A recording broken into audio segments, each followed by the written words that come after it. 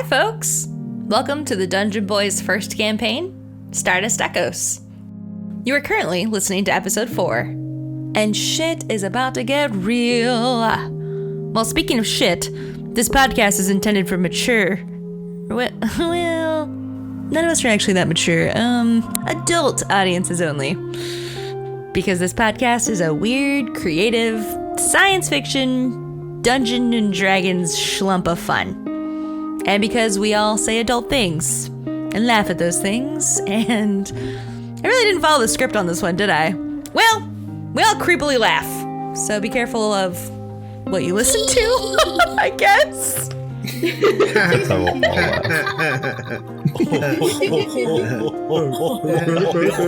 ever do that again.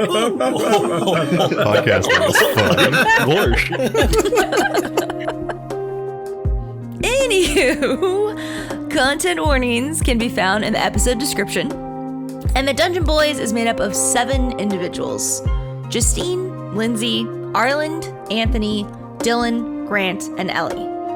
And we're all unbelievably grateful that you take the time to listen and hopefully enjoy this magical mystery ride with us. Please feel free to find us, like, subscribe on all social media. We are constantly putting out new content, and we just love to get to know who's listening and just form part of the Dungeon Boiz community. And with that, the Dungeon Boiz proudly present Stardust Echos.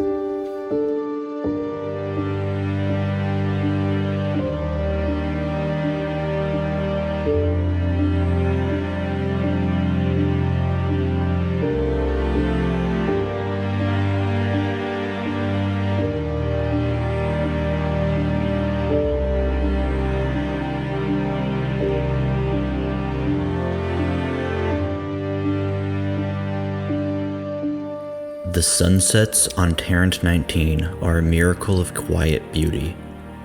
The twin suns of the Adial System arc and wobble across the unpolluted sky in an ancient dance of waxing and waning, until they disappear beyond the deep teal twin sea for mere moments before erupting in a final display of fire and light. A final bow in the day's performance and a promise of a new dance to come at dawn. The warm midday air cools, and the blues and whites of the boundless sky give way to the pinks and purples and oranges before they too give way to the dark blues and blacks of night on the derelict world. Miles away from a strange half-elven woman stranded and abandoned by circumstance, and miles more from the small wreckage of the stealth ship, the Ripple, Grayson Cato, 8th in line to the succession of House Cato and would-be dragon rider of Moss, marches ahead, cursed and cursing, silhouetted by the dancing suns. What do you do?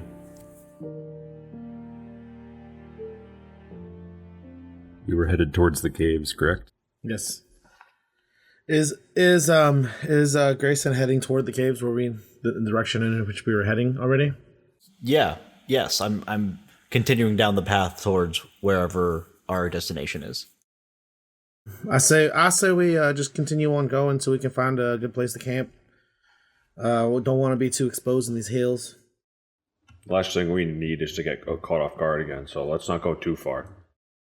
Yeah, I'm probably keeping about 20 feet ahead of everybody right now. As the sun sets, I'm just kind of scanning the horizon just to make sure there's nothing else coming up on us. Roll perception for me. Yeah. First roll of the game. I said it's the first roll of the game. Grayson rolled a 23.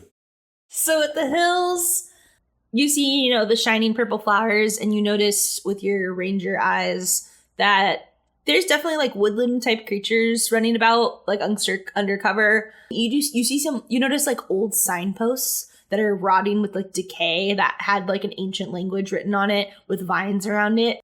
Signs that this was probably once a populated place, but so long has passed. But besides that, there doesn't seem to be any immediate danger that you can perceive. Okay. I just keep walking, making sure that the party is behind me, and if they ever fall too far back, I'll like slow down and wait for them to catch up a little bit before continuing on. Just frustrated with this group of people, but also hyper aware of the job I'm supposed to perform on this mission. Okay. So what about you guys? Are you guys talking or silently following behind him?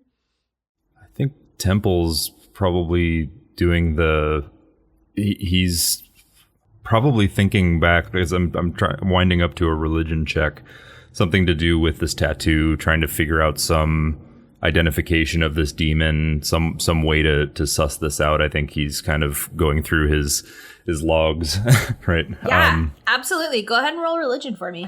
Ooh, it's the first religion roll of the campaign. Ooh, let's go. Not great.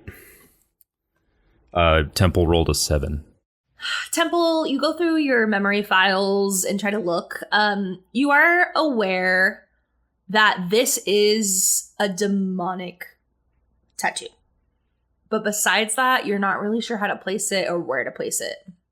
Yeah, I think he just continues to kind of quietly ponder that as he follows along with the group. I'll say, can I roll a history check to see if I recognize anything from my past? Yes. Oh shit, that sucks. I rolled a 9. Yes, you do.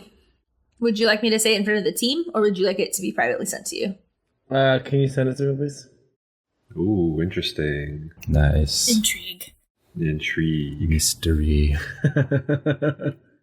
Yeah, so I guess after we continued on after the whole incident, I just picked up Pants and just threw him on my back, even if he didn't want to per se, just so we can kind of keep things moving. But I like to catch up to Grayson, and I want to try and make a little light out of the situation.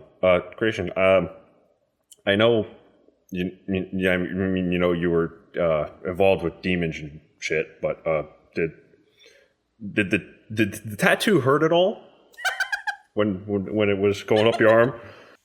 No, Torash, it didn't. I'd say the one around my neck hurt significantly more than the one currently on my arm. I think Pants looks down and he feels kind of bad that his new friend got a demonic curse placed upon him because of wanting to actually just eat food. So he wants to, can he roll a religion check just to see if he knows anything? Because he does have a pretty good kind of background in knowing things like that. Pants, go ahead and roll an Arcana check for me. A 10. Pants rolls a 10. Okay, so you would know that this is a magical tattoo and it's binding. You also know that it is an Elvish due to who Grayson is. It's an Elvish. Yes. So okay. Because it said something. I don't know if you guys remember what it said. Can you refresh our memories of what it said? Yes. It said, upon the summon of the demon Tereth's wishes, one favor must be granted by the half-elf Grayson Cato. Can you spell Tereth? Yes. Terith. So that's good information for you to know. Yeah, but didn't we already all know that? Not the part that the tattoo was fit to his body chemistry.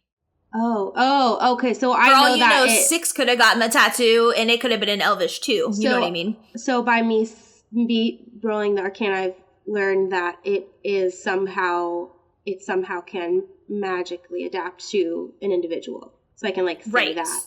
Okay. Yes. So the magic adapted specifically to Grayson by being an Elvish. Whereas if it had done you, it might have been Dwarvish, or if it had done Valen, it might have been an Infernal. Do you see what I mean? Yeah. Okay, so Pants pulls out his little fidget cube thing to scan Grayson's arm. Pants is still on Tarsh, so he kind of swings around to the front and kind of hangs onto Tarsh's bicep with his tail, and he takes a quick little picture scan, click, and he reads it and goes, well, this looks like, if it'll be any help to you, Grayson, that it seems to have melded somehow to your body's chemistry, and that's why it showed up in Elvish. That makes me feel so much worse about all of this. Thank you. You're welcome. Just thought I could be of some help. Pants, I just... I'm Thank so you. lovable and look at my face. Aren't I just the cutest? Yep, the cutest. Pants, thank you. You're welcome. Just moving forward, let's just move forward with the understanding that people on this planet probably don't want to be friends with any of us, and in fact want to kill us and rob us and mutilate our corpses. And I think moving forward with that in mind will benefit all of the interactions we might have moving forward with anybody on this godforsaken rock. Now, excuse me while I contemplate whether or not I should cut my arm off. And I just kind of walk forward 10 feet. So Pants looks up at Torish and goes, so what he's trying to tell me is I need to keep my mouth shut. It would probably be a good idea, unfortunately. I mean, I know you like talking, but I think we should just give him some distance for now. Got it. So then he swings back up onto Torish's back and just sits there. It's such a little chameleon. All I can think of right now, for some reason, is Pants literally just like having his tail wrapped around Toresh's arm and then just hanging upside down, like with his little thing while he's Like an talking. opossum? Like a puzzle. You're just like, what the hell? That's what it was, though. That's what just happened. Yeah. Awesome. Amazing. Awesome. So Toresh will kind of just give Grayson some space and just kind of fall back to the main pack of the group. So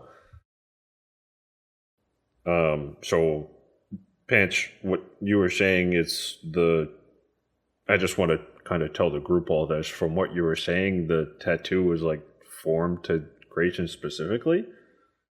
Yes, that's what my scan indicates. So it looks like if one of us shook that asshole's hand, that it would have burnt into us, depending on who we are. That would make the most sense. Should somebody try it? Probably not a good idea. Let's go back. Oh, wait, are we saying we're trying to go back to find that demon? I don't know. That's a good idea. Listen, my sword is just really itching to just chop someone's head off, but I think we need to keep moving on with the mission. I think that no snowflake ever falls in the wrong place. And though that's sad for our friend Grayson, I think that this will ultimately better him. Templalisms are what I live for nowadays. What are you even talking about, ever? Obstacles don't block the path, they are the path, 6. Oh, God. Shall we continue? That's 6 wants to go catch up to Grayson, too. Because she feels a small amount of apathy. Or no, empathy. Sorry. She feels a lot of apathy most of the time. This is the one time she feels empathy for poor Grayson. She says, is it still in pain? It wasn't in pain to begin with. Does it look like it's infected? No, it's just a magical cursed tattoo. Because I was going to offer you, I have some healing stuff. I was going to offer you some magical healing stuff and be nice to you. Thank you, 6. This is, I think, beyond what we can currently deal with right now. This might be a good time to pick up smoking if you're interested. I'll pass, thank you. Suit yourself. Still not entirely convinced I shouldn't just cut the arm off and have that be the end of it. I can help you with that. I'm sure you could. I have weapons. Very sharp weapons. Yeah, and Toresh looks like he's got something too, and I got my own weapons, and everybody has all their own unique ways of dismembering anything we could possibly come across, including ourselves. You could just fillet the top layer of flesh off. Maybe remove it that way. That's the thing. I don't know if this is a manifestation of what's just kind of bonded to my soul, or if this is purely just physical on my body. Do you want to roll? Do you want to roll something to figure it out? No. Okay.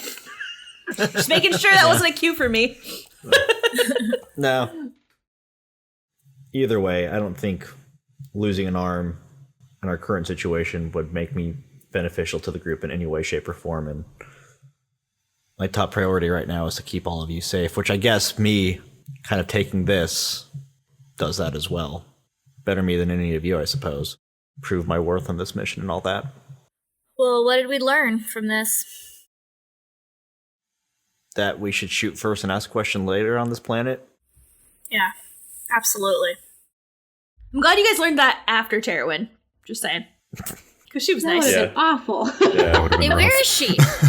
Where is Terrawin? Did she stay at home? She's back at her house.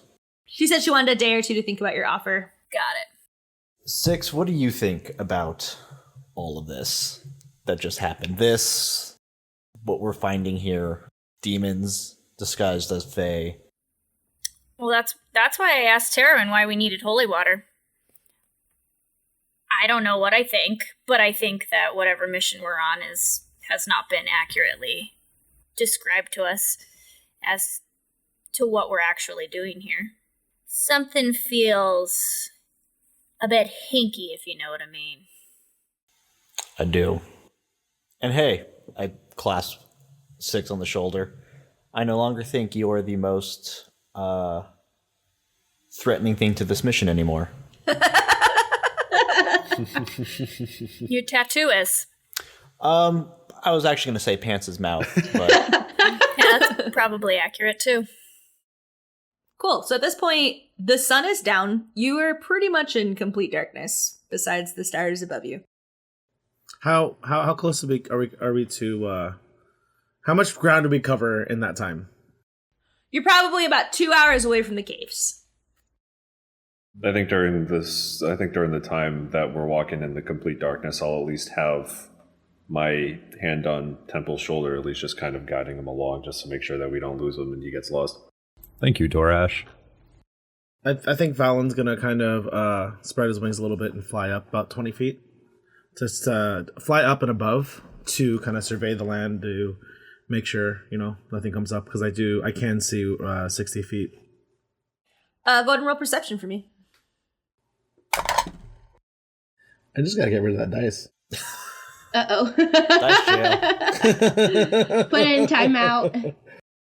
That's 6. Yeah, it's dark as shit, man. You can't see anything. You see the faint outline of where the mountains start, which is where the cave system is, but besides that, you've got nothing. But it feels nice and brisk and cold up there. Oh, it's a bit chilly up there, bud. Pants pulls out his little tinkering cube because he's so bored. Just sitting, not doing anything, not able to talk because he got told. So he pulls out his little cube, and so I think I read artificers can have like a little thing that they can make light, like tinker it and have light come out from it about 5 feet. So he turns on his little cube. He like turns it in such a way, like a little Rubik's cube, and kind of stretches it out a little bit, and a little beam of light comes out like a flashlight. And he's kind of like looking down the path and looking in the fields and stuff, just trying to find something to look at. Oh, that's cute. On top of Torash. Oh, that's much better. Thank you, Pants. No problem, Temple. I can actually see now. With the help of that, can I roll perception now that I can see and I'm hearing as we're kind of crunching along in the field? Yeah, go ahead and roll perception. Temple rolled an 18. Yeah, so you see the fields full of grass. You see small critters here and there, maybe darting in and out. There's a squirrel that peeks up with 3 eyes and then goes back under and keeps skittering. I don't think I've ever seen a 3-eyed squirrel before. Have you, Pants? No, but it was quite intriguing. Yeah, it was very unique. A lot of character. It reminds me of something. Not quite sure what, though. Yeah, I think, just continue along. The team walks and walks, their legs so sore and tired. But as the wind and breeze pick up, they see stars twinkling above them. To the left, they can see Tenebris shining brightly, its rings almost visible. And to the right in the sky, they see the blue sparkle of Gozi Io making its orbit. The temperature starts to drop, and Grayson pulls his cloak tighter around him, while narrowing his eyes at his new tattoo on his arm. Dew starts to form on Temple's metal exterior, shown in the reflection of Pance's cube light as he plays with it from Torash's strong shoulders. Valen stretches his deep red wings in the brisk night air, and Six's amber eyes almost disappear from her cat pupil slits widening. The mountains in front of them draw closer, creating an even darker, muffled shadow on the path ahead. Pants looks up, and if it weren't for the stars, he would wonder where the mountains end and the sky begins. The tall grass and flowers of the hills start to thin and become patchy as the hills flow up to the mountains. Grayson narrows his half-elven eyes and notices the cave entrance, gutted into the mountainside. The entrance stands 15 feet wide and approximately 20 feet tall.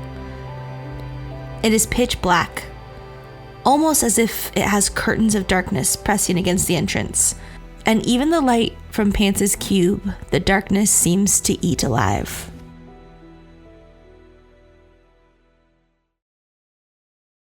I think we should take a break. Maybe rest up for a few hours before we venture off into something that might get us in a fucked up situation. Yeah, I don't disagree with that. I'll try to find a safe-ish spot for us to hunker down for the night near the mouth of the cave. And I'm going to look for a safe-ish spot for us to set up camp. You see a cliff face in front of you. There's this big cave opening. You kind of take a few steps back for perception, where the grass starts to meet this gravel that goes into the cave. And when you look to your left and right, you notice that there's two other cave openings, about 30 feet on each side. So there's 3 cave openings total. Besides that, it's just grassland. Okay. And hills. So you don't really have any cover per se, but you notice there are 3 cave openings. Okay. The one directly in front of us, I'm going to venture in about 20 to 30 feet. So as you walk into the cave, you hear dripping of water. Mm-hmm. You see stalactites and stalagmites. You see old broken railings of almost like a path. And as you walk in further, there's actually dim light of Fey-light lanterns. Mm-hmm. Like this cave's been used before. It's not necessarily bright light, but it's enough that you can see. You won't walk into a wall, basically. Right. And yeah, you feel the chill in your bones, and you hear the dripping water. As you intake breath, you almost feel this humid moisture, cold, wet moisture, and your footsteps become louder as they echo through. Do I get the sense that the cave is, from everything around me, everything you described, do I get the sense that the cave is currently in use at all? No. Okay. It looks old. It looks like everything else on this planet. Okay. I go back out to the group and kind of motion for them to kind of huddle around, and I say, well, immediately in this cave entrance seems like as good a place as any to hunker down for the night. Better than most. Granted, it's at the mouth of the cave, but at least it offers us some protection from prying eyes outside in the fields. And if there's any weather that comes through. Yeah. And we're not backing ourselves into a corner in any way. We have a way to escape, whether something comes out of the cave or into the cave. I don't think it's the safest, but I think it's safer than staying out in the open. Thank you for your diligent work, Grayson. I will stay up and make sure that there are no strange bumps in the night. Thank you, Temple.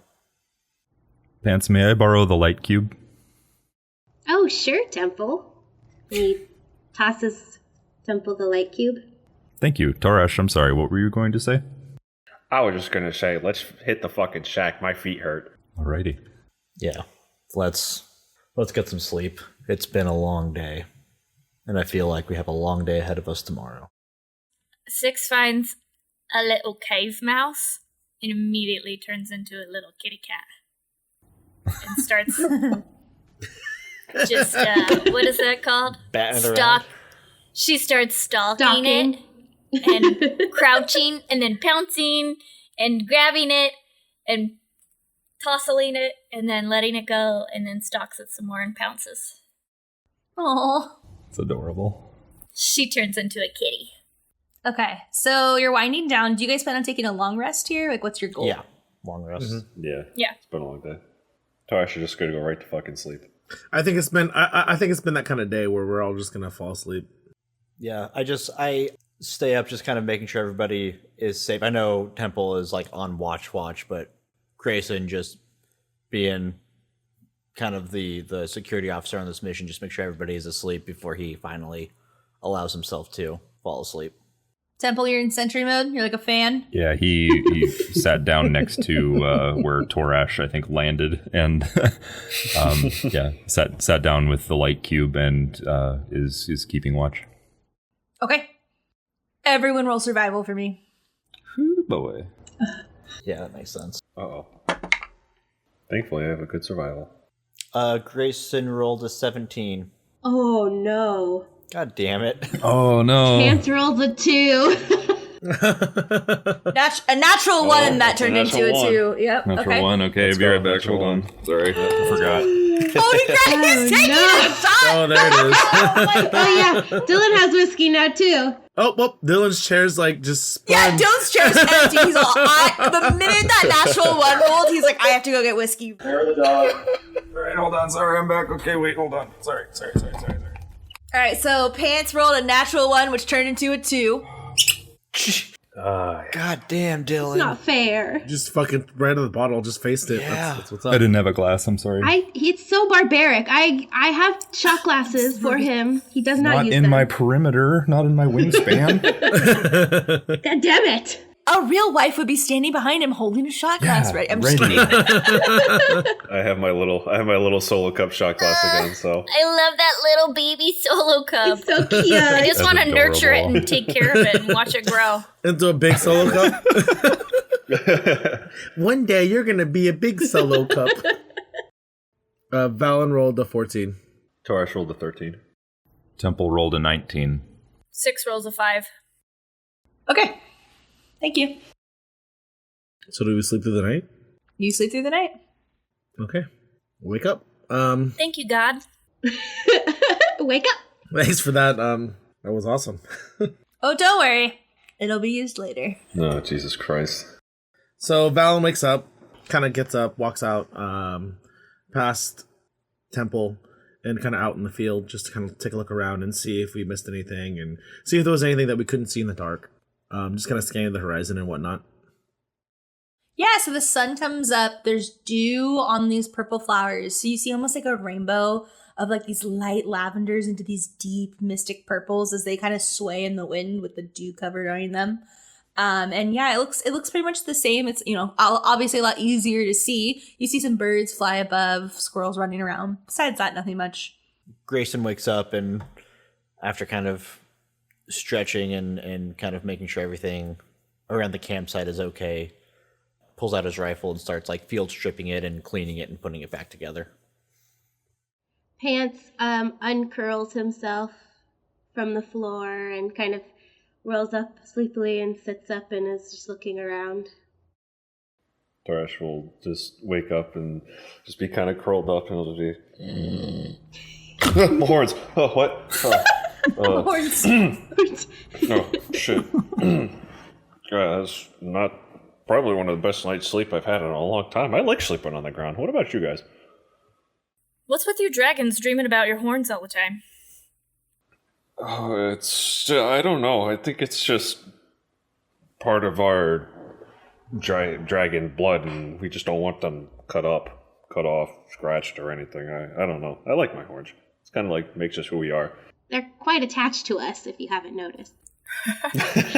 Adorable. I love to sleep on the ground. It's one of my favorite things. Pants, here's your light cube. It came in very handy. It was an uneventful sleep. Oh, thanks, Temple. And he clicks it closed and starts scrolling on his little scanner again. Torash, I had a dream once that one of my armor plates fell off, and it was very embarrassing. I can understand. Understand the shame of a horn falling off. I would say that as a dragonborn, I think it would be even more embarrassing that a horn falls off than my own clothes do. Wow. I could understand that. Could you imagine having all of your wires showing? Ugh. So robots dream. Nightmare. Androids do dream. Yeah, Taurus just wants to kind of just check everything like on my person, just kind of take a look around, make sure that nothing was really, no one came in, no one else's like footprints, kind of walked in, or you know what I mean? Roll investigation. Let's go. Taurus rolled a 7. Everything seems the same as last night. You got all your stuff and you can't really see anything. All right. Temple probably joins Valen for some stretches. When that happens, I turn to Temple. I'm like, hey, Temple, you got anything on that beacon in that map that you have there? Yeah, let me check. Happy to check. And he kind of twists his wrist and he pulls up the map. So the hologram comes off this cuff that's stuck on your wrist, and you notice that it's actually zoomed in. So it's almost like as you've gotten closer to the beacon energy that's pulsing, so is the map. The pulsing kind of just seems to be in the mountains at this point. Like, it's obviously in the cave system, but you can't really see like directionals. You do know you're very close though. Maybe like an hour's walk away. Valen, is that what you were looking for? That info? Yeah, I wasn't. I was waiting for. We're looking at the map. Yeah, I walk. Seeing that, Grayson walks up to join the two of them. Like, well, it looks like the signal's coming from in there. And I kind of point at it on the map. Yeah, we're very close. I guess no time like the present to keep on moving, so we should gather our things and get a move on. Valen, would you mind holding back for a second? Can do.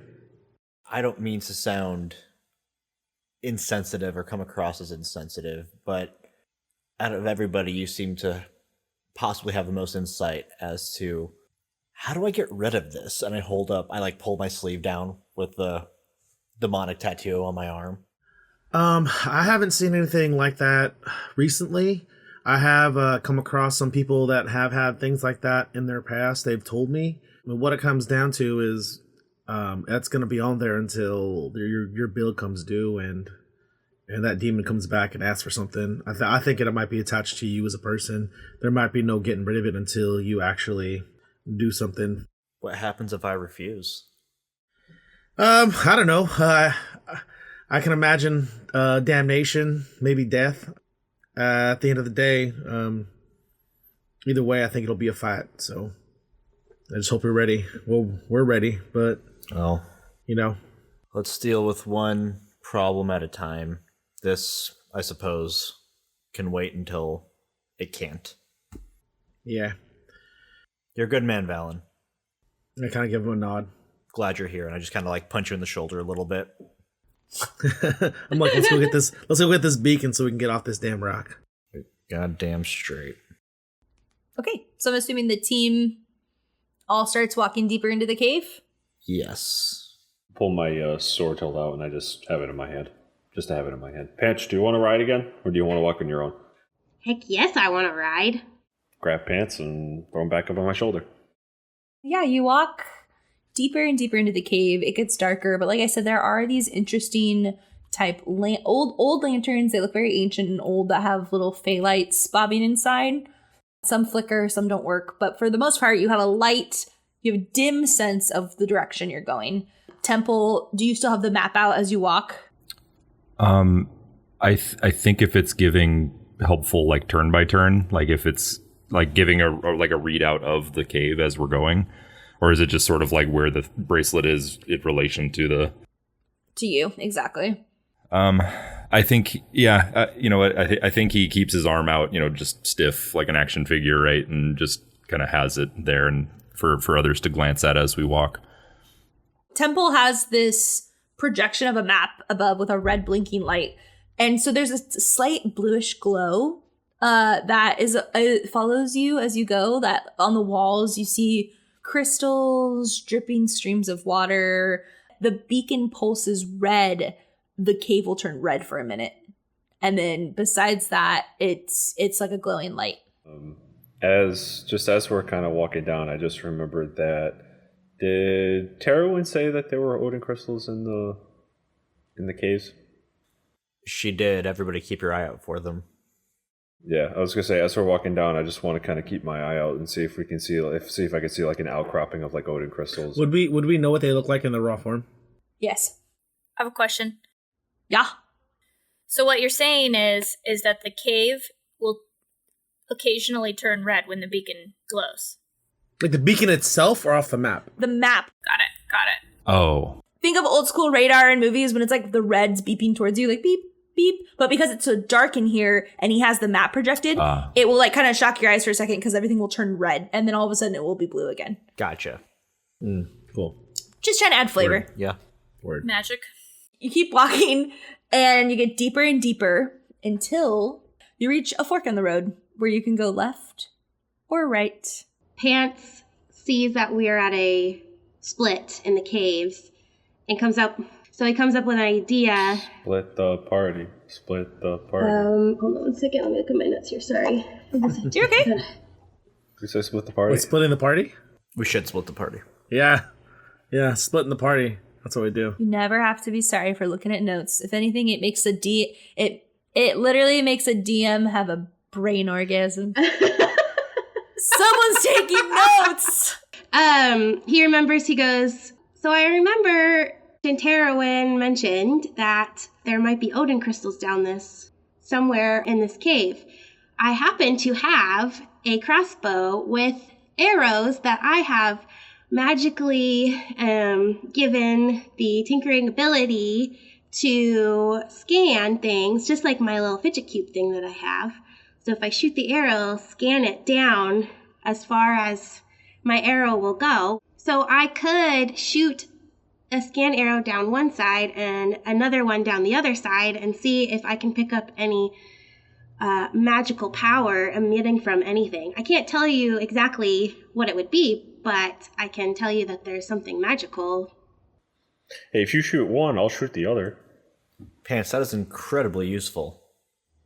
So he reaches behind him and he pulls out one arrow and hands it to Torash, and he pulls out the other and sticks it into his crossbow. Tell us about these cool arrows. Give me flavor. What do they look like?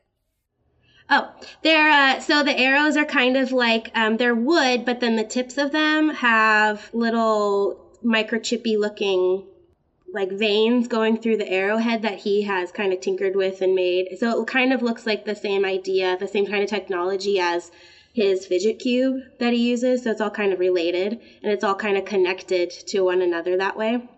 That's awesome. I love that. Okay. So you're going to each do one side? Yeah, so he locks and load. Left or right, Torash? Doesn't matter to me which way you want to go. I'll shoot right. And he goes and shoots right. I'll shoot left, and Torash will shoot left. And then does it read out on your cubie?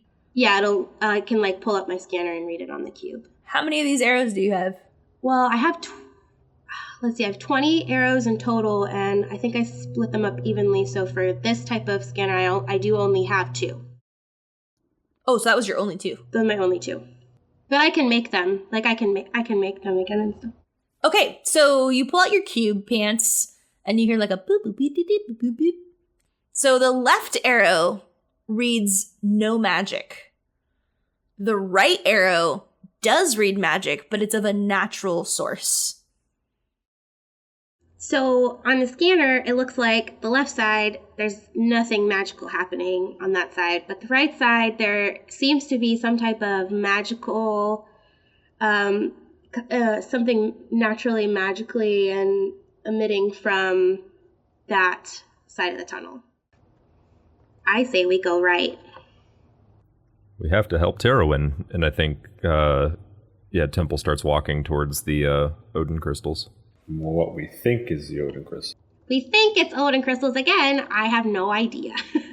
So you continue walking, and as you walk, you start to see crystal formations on the walls and on the ceilings and on the floors. As you get deeper and deeper in, you do notice that these are Odin crystals. However, Odin crystals, like most crystals, grow and have to be at harvest point in order to work on ships. These ones seem like they're still growing. Temple, go ahead and roll nature for me to check out these Odin crystals. Ooh, okay. Temple rolled a 13. Some appear to be fully mature if you look hard enough. Yeah, Temple relays that. Most of these are young, but I think there are some that are ready for harvest. Would anyone like to help me? Yeah, let's do it. Might as well get him now before we don't come across something else. Do we have the proper equipment? So as you walk inwards to the cave, this cave is about 50 feet by 50 feet, and it goes up about 30 feet. There are crystals on almost every surface that you can walk in between and around. They all glint off each other, and they right now are a beautiful silvery blue sparkling, except when the map pulses with the beacon, they all turn purple. And then they go back to blue. As you walk around this cavernous area, you guys find 3 fully mature crystal stems. As Toresh and Pants walk in, Pants goes, "Oh my god, I can't believe it actually worked!" While they're harvesting crystals, Grayson will have unslung his rifle and will just kind of like pace back and forth, looking all around, looking up, looking side to side, just keeping an eye out for anything dangerous looking, in particular, eyelash bats. Ooh. Roll perception. You forget about those. Can't forget about the eyelash bats. Grayson rolled a 26. Oh, Whoa. Damn. Yeah, stop making him roll perception. It's the one thing I can do. Or keep making him roll it. I don't know. As Temple looks at Pants and says, "Is there something we can harvest this with?" Grayson is looking at the walls, the ground. He has unslung his rifle. He kind of chest forward, just looking, and he notices there are fresh footprints around the floor. Okay. With seeing that, I say, "Everybody, stop moving. Hunker down."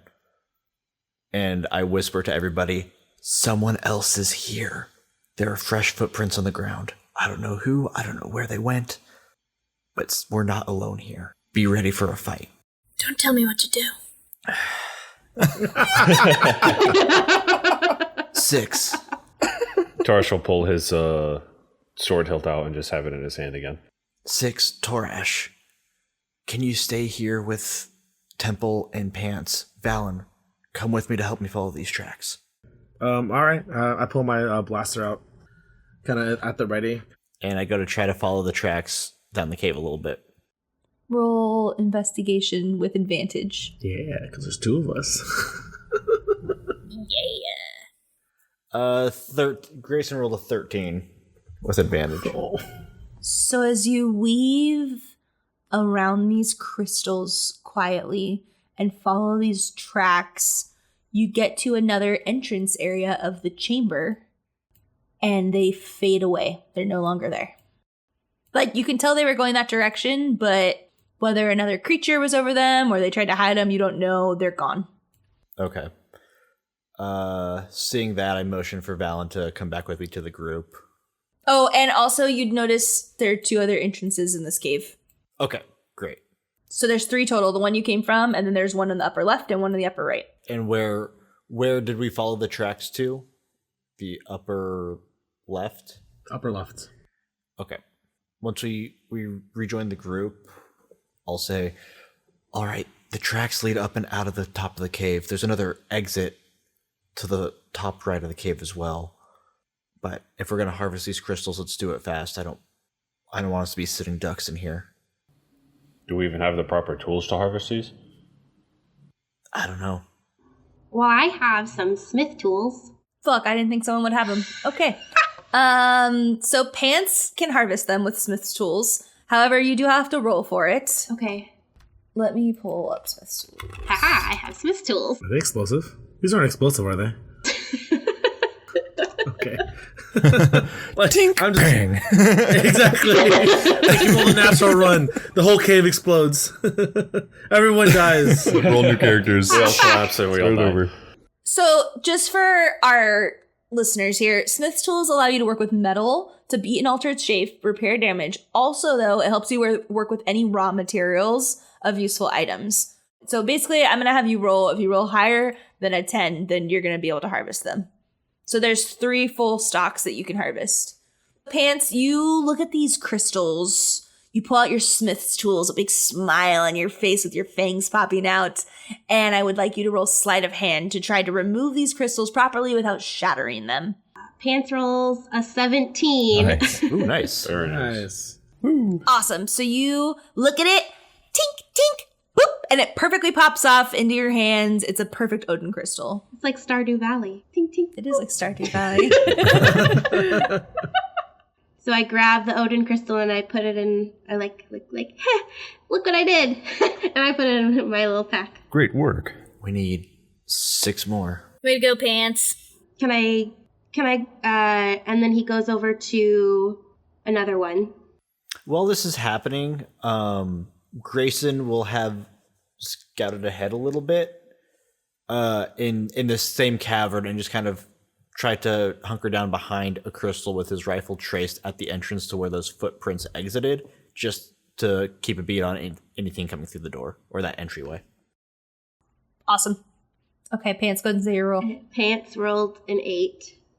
So as Pants tries to do this one, like a little cocky because he got the other one, his tail waggling back and forth, you hear, and the crystal shatters. Ooh. That's right. I got the next one. All right. And he's like, well, okay. That one, I mean, I've only done this maybe like once. Just now? Just now. He goes over to the other one. It might have not been just a minute ago, but You got this, Pants. he walks over to the next one. We believe in you. And he rolled a 20, and Nice. Pants rolled a 21. Oh, very nice. Nice. Perfect. So at this one, you know, you're really focused after what just happened. Grating your teeth, just tink, tink, and it pops off perfectly. And he goes, see, I knew I could do it. Add 2 Odin crystals, Pants, to your inventory. So none of the rest of these can be harvested? Not at this time. They're all too young. They wouldn't power the ship. You can't just put a bunch of them together? Can't just jam a bunch of little boys in, Just get some in a super spot? glue and just jam a bunch Yeah. of little boys together, yeah. Yeah. Get some duct tape and just fucking. Just fill the gaps with ramen and super glue. Yeah. Some of these are definitely the right size, but they don't have the power or energy source of a mature crystal to actually do anything. So they got the full girthy 8 inches, but they don't have the power of a girthy 8 inches. Yeah. Exactly. They don't know how to use They don't know how to it. use it. They haven't learned Yeah. how to use Dang. it yet. That's the problem. Babe, calm down over there. Girthy 8 inches around. Yeah. Makes my mouth water. Jesus, Lindsay. All right, y'all keep your sex life going. Sorry, this is D&D podcast here. So we're gonna go ahead and stop there. So, now that we have these Odin crystals, where do we go now? Well, let's go meet up with Grayson. I think he went up on ahead to scout more. You think there's, maybe there's more of these crystal caves further in. Maybe we should see if there's some more. Because we only need 5 more.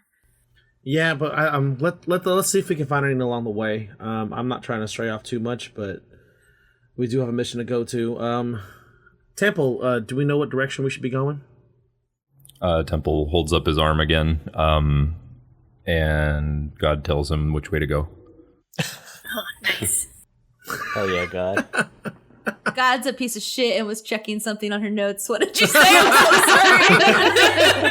God damn it, God. We're just checking the map. Oh, yeah. It just looks deeper in. It doesn't really give you specifics, unfortunately.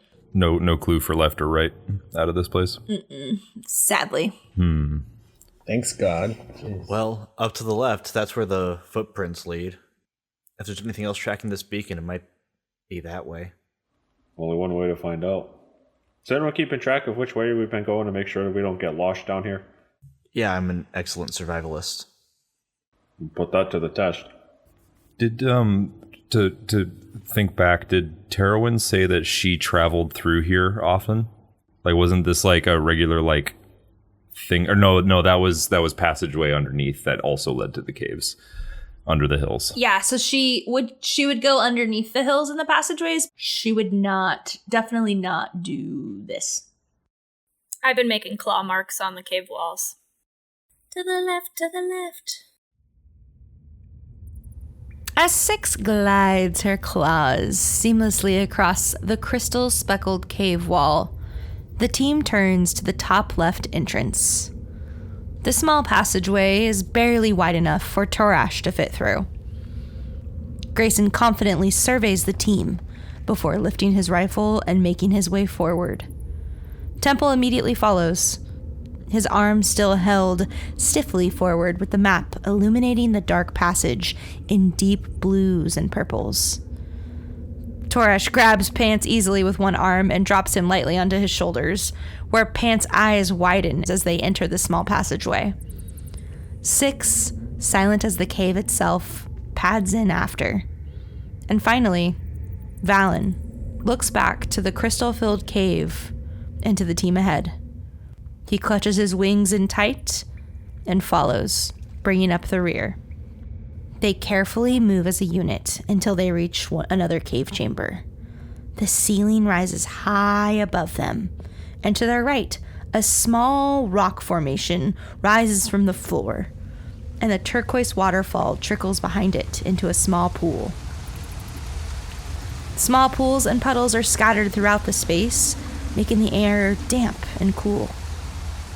At the far head of the cave, a bronze circular inlay sits upon the floor. It immediately catches the group's eye. Odd symbols cover it, and a pattern of 8 circles line the outer seam of the inlay. Next to it, slightly leaning against the cave wall, an older class of AI sits motionless. Grayson's half-elven eyes dart around the dark cavern as he enters first, and notices 2 other exits besides the one that they are coming from. I cautiously proceed forward to the inlay on the floor. I don't step on it, I just come up to the perimeter of it. So walking around kind of all these stones, I come up to the perimeter. Yeah, it looks like it's got probably a gazillion years worth of dust and dirt overlaying it, but you can still see their swirling type patterns. While Grayson does that, I'm going to walk into the center of the room to kind of like keep an eye out. Temple as well. Can I make any kind of history or investigation check to see if I can discern the nature of what this is? Absolutely. Go ahead and roll investigation for me. Ooh, I'm bad at that. 12.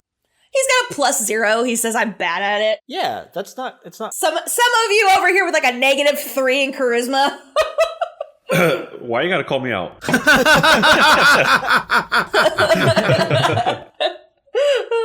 Sorry, okay. So what did you roll, Grayson? I rolled a 12. Okay. You have no recognition of what this could be. Besides the fact that it looks like it was made by like sentient beings. Like it's not a natural formation in the rock. And the only other thing I'd give you is that the metal circle in the very center looks like it's like a steel alloy type metal base. I turn around and look around for Temple, and if I can see him, I'll motion him to come join me at the perimeter of this inlay. Yeah, Temple will join. Grayson, walk over. How can I help you?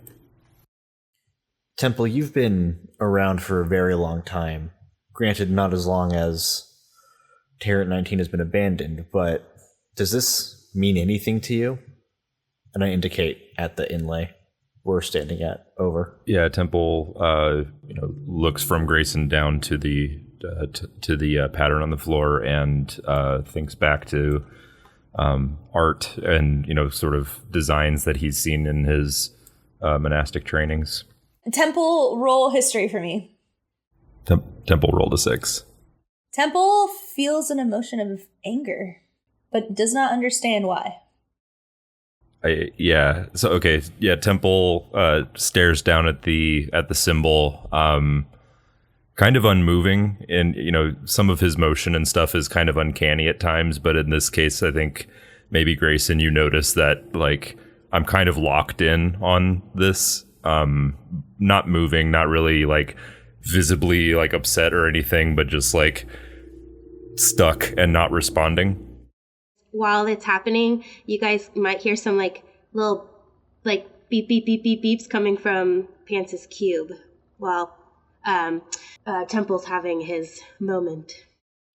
Oh, so Pants would have gotten off Torash's shoulders and it's scanning Temple? No, he's still on Torash, but like he's like his cube is just like beep beep beep beeping. How far can your cube scan up to? Am I too far away from him? Because you're like 60 feet from them. Sorry, not to ruin the moment. Yes, I'm sorry to ruin the moment. No, you didn't. This is D&D, baby. D&D, baby. D&D, baby. The D&Ds. Just say it's 60 feet and you're fine. God damn it. It's your scanner. It could be what you I think want. it's like 100 feet.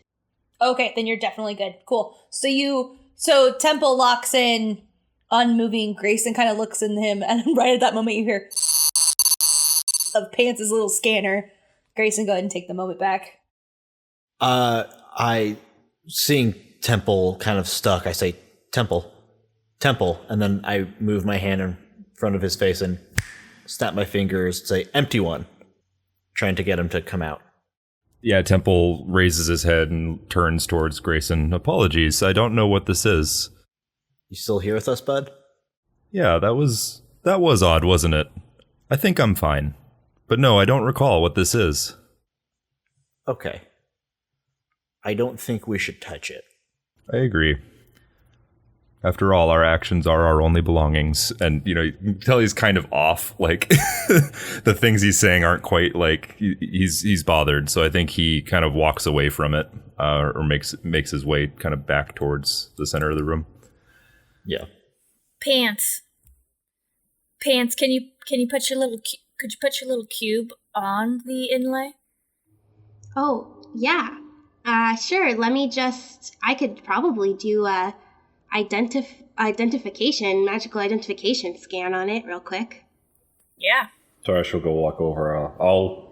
I'll kind of stay the barrier between the two of us just in case some shit happens, and I'll keep Pants on my shoulder and I walk up to the thing in the floor. While she's doing that, can Six investigate the robo droid?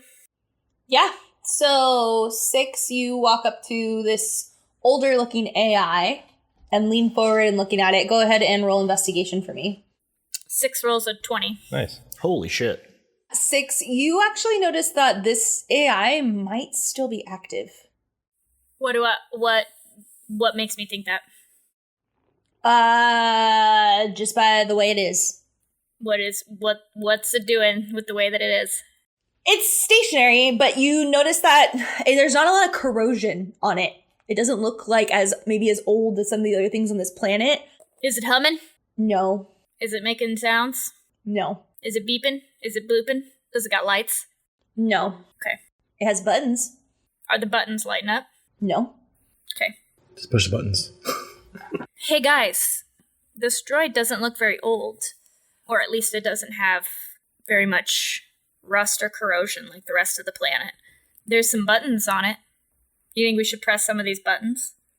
Absolutely not.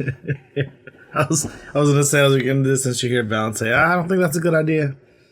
And right then, you hear Pants' cube go as it's doing scans of the middle part. Yeah, and he's also kind of looking at his scanner as he's scanning the plate and notices a little ping that he had gotten that he didn't notice before. and he looks over at Grayson and goes, "Was Temple doing anything peculiar at this plate for some reason?"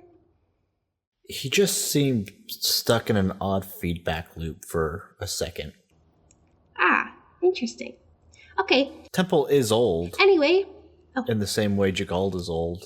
I think, whether we like it or not, entropy comes for us all. Yeah, I kind of get the sense that he's pretty dang old. Okay, well, thanks for the note. Anyway, so he scans the plate on the ground. Pants, you scan this, and this is definitely magical. It's been created. As you read the information coming off, you recognize that this is in fact a base, like an actual, like something hooks onto that metal plate in the center. So based on my scans, it looks like that something was possibly sitting on here, that it's a base for some type of magical, mechanical thing that either lands here, takes off here, or rests here. So that could really mean anything. Sorry, I didn't give you more, but that's pretty much all you'd know. So 6 is still looking at the Robo Boy? Yep. 6 is still looking at Robo Boy. Is there any sort of, like, video recording on Robo Boy? You notice that Robo Boy does have a holographic projector built into its system.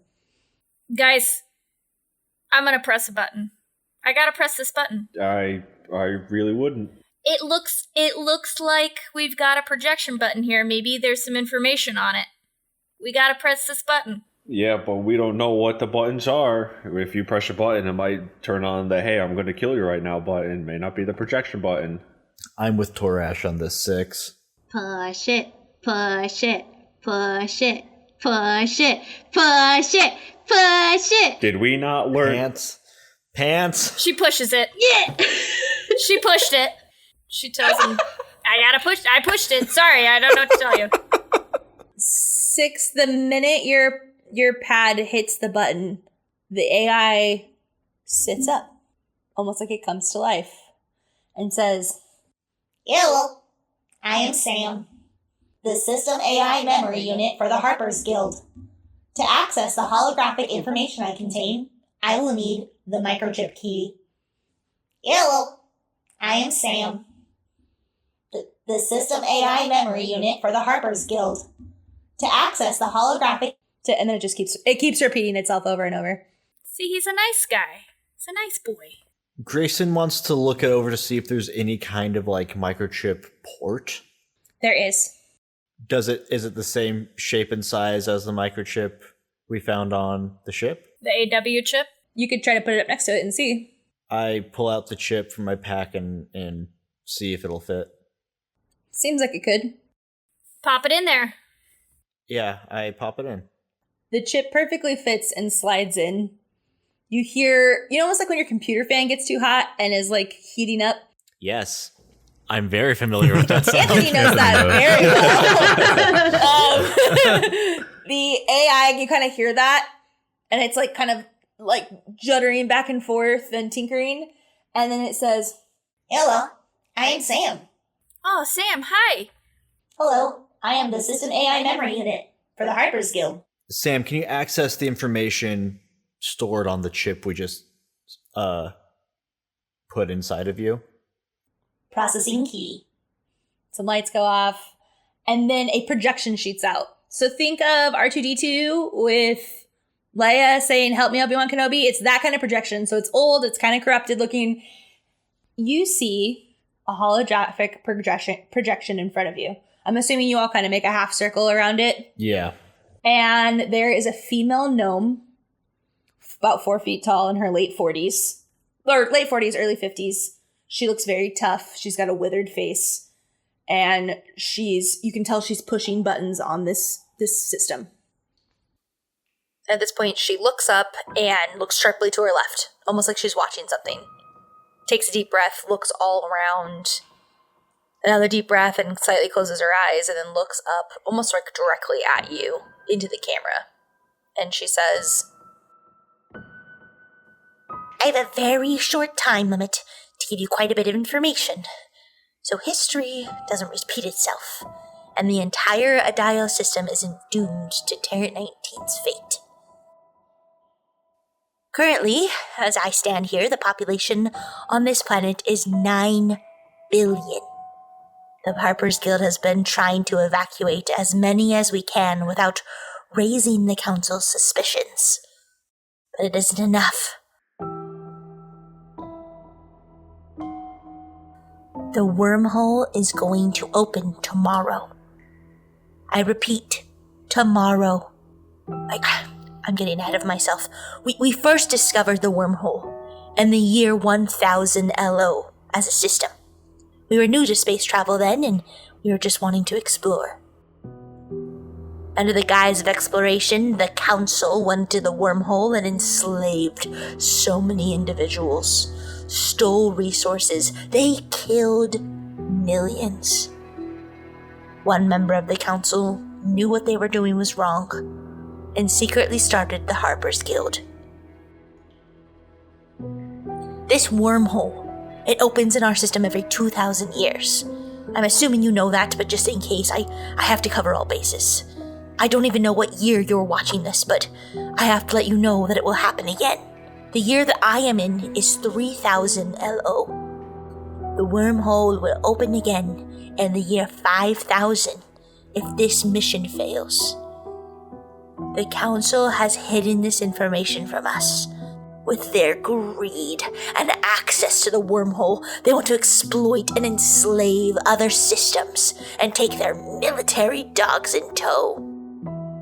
The Harper's Guild has tried to resist secretly, and we were almost there. Our biggest accomplishment was establishing the Dragon Riders of Moss under the guise as a military unit, when really, they were working for us to save the entire system. The Council was formed with the intention to take over and rule. We know this due to the Harper's Guild creator, who was originally a member of the Council. They want to hide information and make sure that they are the ones in power. They've hidden so many deaths and genocides of so many in the process. And at that point you hear bang, bang, bang on the door, and she glances at it and glances back. I don't have much time. We created a cannon. It can close the portal before all is lost. If you're hearing this and Terran 19 is gone or has failed, please, I am begging you, fight for what is right. Use the cannon to close the wormhole and keep the Adial system safe from the Council's evil plans. Remember, too much power leads to corruption, and the Council are a clear example of that. No one in this system, or any system, should be powerless.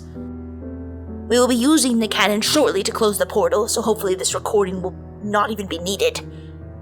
But the Council sent a Tabaxi assassin to murder me and my colleagues this very day. She got 4 of them. I am the only one left. And she stole the 8th piece of the cannon, its power source. I can still have the cannon work without the 8th beast, but it will be at a cost. That cost being Terran 19. Blame me, hate me, make me the villain for the fate of Terran 19. But just remember, I did what I had to do before the entire Adial system fell to the same fate or worse by the Council. The information you need to find all 8 pieces lays within. And at that, you hear someone bust down the door, guns go off, she's holding her hands up, you see her fall, clutching the left side of her ribs. She takes a deep breath. Use the cannon! The unit that's protecting this has the information you need to operate it. Stop the Council. Do not trust the military. And if for some reason this is the military watching this, she spits on the ground. Remember that we will always fight for equality above all else. And then it stops.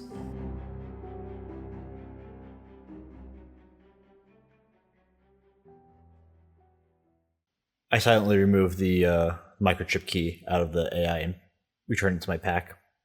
Aren't you guys glad I pressed that button? AI powers down. I just dumped so much information on you. Sorry. That's happening in a year. We're in 49.99 LO, and it's happening in 5,000. Grayson raises his rifle and shoots the AI 4 times, trying to destroy it. Why? You shoot it. Yep. That had all the information you needed, but you shoot it. Yep. Valen raises his pistol at Grayson. Says, "Why?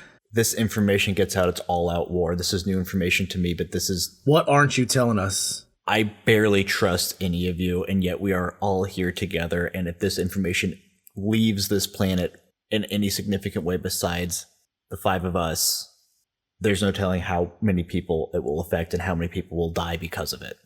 What did you and your dragon riding guild get us into? I don't know. What is going on? I don't know. What aren't you telling us? This is information from 2,000 years ago. That's hundreds and hundreds of lifetimes leading to me, and to you, and to everybody else here. I don't know. I don't know what the Harper's Guild is. I don't know what the canon is. I don't know what happened in Tarrant 19. What I do know is that our suspicions are confirmed, and that there is a lot more going on with the council than we could possibly know. And that right now, this information was for it to leave this planet with this AI unit, with these files to remain intact, puts all of our lives in danger as well. And not just our lives, anybody we could possibly care about. My family. 6, your family. Valen, whomever you have. Tarash, your family. Anybody we've ever cared about and loved is at risk with this information leaving this planet. So right then, as you're saying that, you hear a noise, and the droid starts repairing itself. Valen, do you still have your gun on Grayson? Yeah. I slowly lower it as he's talking. 6, go ahead. Oh, I was gonna, do a sneak attack on Grayson and put my dagger right to his throat and tell him to stop shooting it, too. Because we need to keep it intact. You put your knife to his throat. Let's go ahead and have some roly boys for that. Yeah, really, boys. Can you roll stealth for me? And Grayson... Perception? No, we're Of course already it was saving. perception. While this is happening, can Pants roll a stealth or something to see if he can sneak over to the robot? Yeah, let's play out this moment, and then I'll absolutely let you do that. All right, 6 rolls of 14. Okay, Grayson, do a dexterity saving throw. Grayson rolled an 18. Okay, so 6, you go up to put your knife to his throat, and Grayson literally looks at you and grabs your wrist.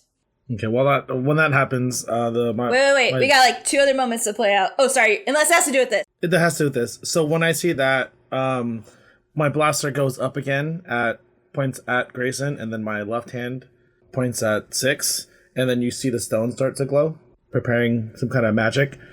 And it's like, I don't think this is a good idea.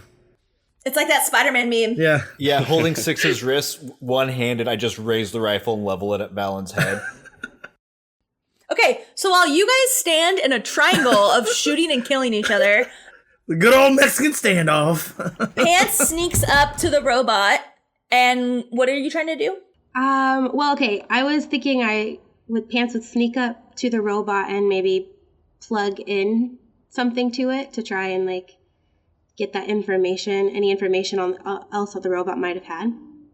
At this point, you can't get anything from it because it would have to tell you but it is repairing itself. So you probably are the only one who notices that it starts repairing itself.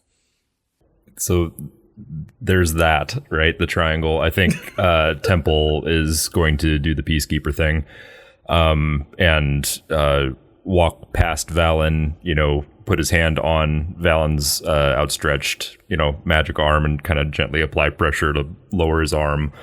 Walks into the middle of the triangle. Friends, I implore you, we have more important things to do than kill one another. Right as you say we have more important things to do to kill another, you hear, But it was just getting good. Let them finish each other off. and a goblin kind of steps out from the gloom and kind of is laughing. And you notice 4 goblins step out, and the other one goes, I can think of quite a good amount of people who would pay for that information. What do you think, Ned? and then another goblin's like, Yeah! Why don't you just kill each other off? Or if not, we can do it for you. Can I have a reaction to that? I know, me too. I want to do the same thing. yeah. Okay, so the moment I hear the voice, I'm gonna turn and just fire my blaster. Yeah, Grayson does exactly the same thing. So they say that, they're talking, and you're all frozen, and then boom, both of you turn, and I will let you get this one reaction, and then, yeah, go ahead and react. Okay. So go ahead and roll for me. Okay. So Valen, you first. Yeah. That's wait, do I add my proficiency bonus right to that?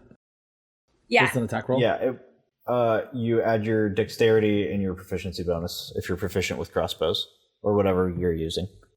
That's 12. Valen rolled a 12. Okay, so you aim at this goblin, and because he's just been aware of where you were, and you kind of like blindly turned, he ducks and it misses him. Okay. And then Grayson, go ahead and do your moment. Right at that same moment, Grayson lets go of Six's arm, like kind of like swivels, drops to one knee and just fires his rifle at the sound of the goblin's voice. That is a 13 to hit.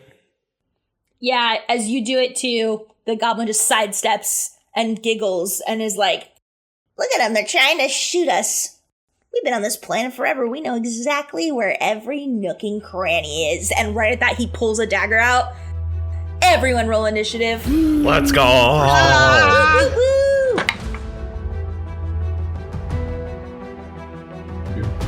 3, 4, 5, 6 votes. Okay.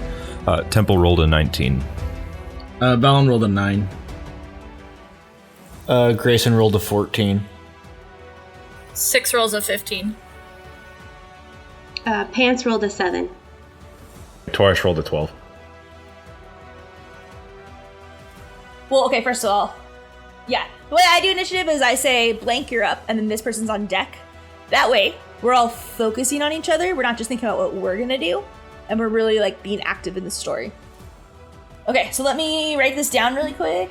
So what you're saying is you say, so-and-so, you're up, and then the person who's going to be doing combat next, you tell them you're on deck. Exactly. Perfection. Got it. So, the highest was Temple. So, Temple, you're up first. And 6 is on deck.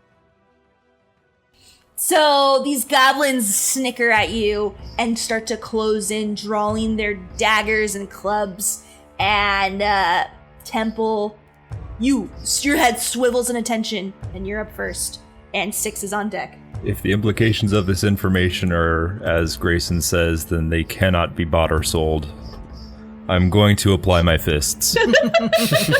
He moves over to the closest goblin. I'm going to use my attack action to shove, which is I'm actually kind of unfamiliar, so I had to read it. It's a strength or dexterity contest to knock them prone. So I'm gonna go with Dex for this because I think he's gonna do some like jujitsu kind of thing, right, and trip him down. So I'll roll Dex. So we both roll Dex. Ah, nuts. Oh, it's still okay. Yeah, Temple rolled a 13. Okay, so the goblin rolled an 11. Okay. Yeah, so Temple runs, that kind of uncanny Warforged speed, runs towards the goblin. Kind of, again, it's maybe a little bit of leftover from that weird moment, but like palms its face and shoves it to the ground. Hell yeah. And then with a bonus action, readies a punch, and it just like a jackhammer just Oh, shit! really fast. So I'm gonna roll that bonus action attack. You get to do that with advantage, by the way. Oh, dope. Why does he get to do that? Because it's prone now. Any melee attack against a prone creature is done with advantage. Oh. But any ranged attack against a prone creature is done at disadvantage. Oh, thank God. Yeah, so that's a 15 to hit. Okay, so you roll a 15, so you pull back jackhammer style, just boom! Yep. And this goblin's nose, you hear of the crack, and green blood comes down as it comes down his face, and that hits. So you do how much damage? Rolled 6 damage. So yeah, so there's just blood everywhere. Apologies for the broken nose. Okay, and now 6 is up with Grayson on deck. Okay. So to start, 6 gets down, pulls out both of her daggers, gives them each a little kiss, and says, "Time to shine, babies." And she leaps onto what appears to be these rock formations. She leaps onto the adjacent rock formations, kind of scales, does a jump midair. So that's about your movement right there. So you land on the other rock formations. He's about 15 feet from you, below, and like slightly below you. Okay, I want to throw both of my daggers at him. I can throw both of them at the same time, right? Because tabaxis have that, or rogues have that special ability to be able to use both at the same time. Anybody can. Throw both of them. One would just be considered an offhanded weapon, where with you it's not considered an offhanded weapon. They're both just considered weapon attacks. Perfect. Which means you get bonuses on both. Yeah. Yeah. Perfect. So go ahead and throw them. Tink, tink. Foop, foop. That's your dagger, by the way. Quick point of order: the tabaxi thing. It's called feline agility. When you move, when you're in combat, you can double your speed until the end of your turn, but then you can't do it again unless you move 0 feet on your next turn. Yeah. Oh, interesting. Oh, wow, that's interesting. But it doesn't. But you don't have to use a dash action. No, She doesn't have to that's use not it now. That's not a dash. No, you don't. But you don't have to dash to do that. That's just your movement. That's pretty cool. Yeah. Mm-hmm. Freaking cats. Meow.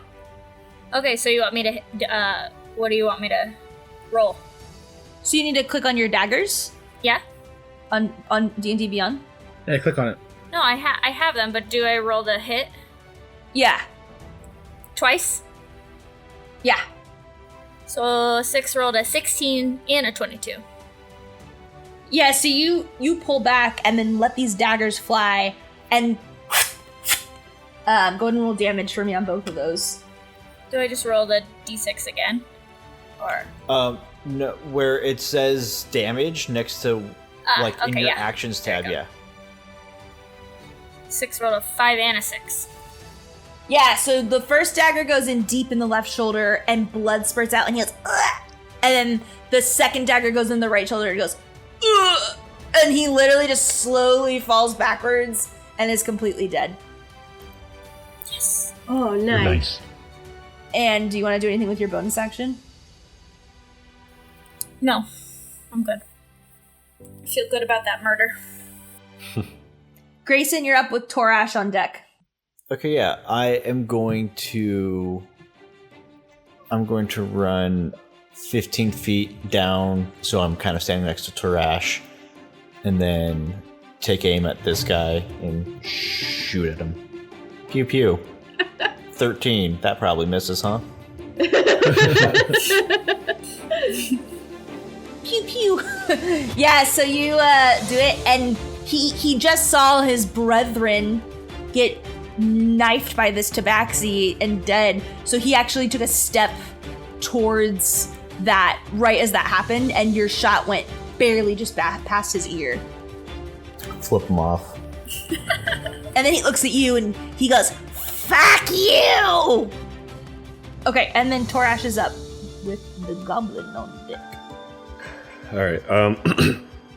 as I see this all start to unfold, I have my sword hilt in my hand, and I press the ruby button on the hilt, and as I press the button, about a 4.5 foot long by 8-inch wide, just white blade of like kind of a crackling lightning-ish energy just comes out of the hilt. I hope you're prepared to die, because this place shall be your grave.